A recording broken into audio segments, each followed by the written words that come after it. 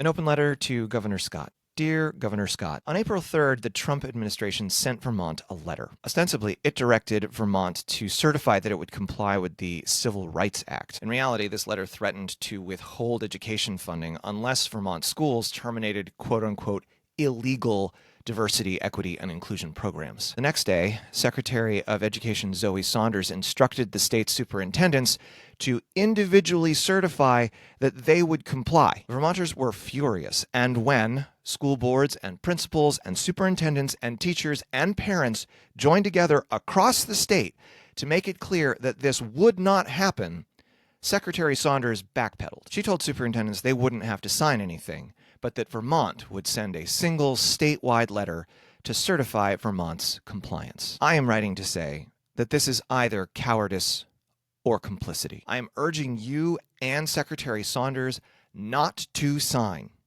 and to bluntly and clearly refuse the Trump administration's directive. Now, first of all, it is repugnant that the Trump administration is using the Civil Rights Act to undermine education about people's civil rights. But I'm not even going to talk about that because this directive isn't even really about diversity.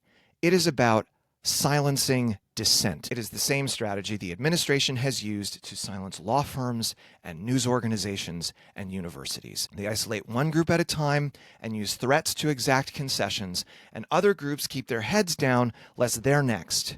But as we've learned from regime after regime, we are all next. If you agree to this now, you are paving the way for the Trump administration to extend its power over our schools and our kids even further. And you are enabling autocracy. Yours, in freedom and unity, Ben Lord, an 18-year Vermont veteran teacher.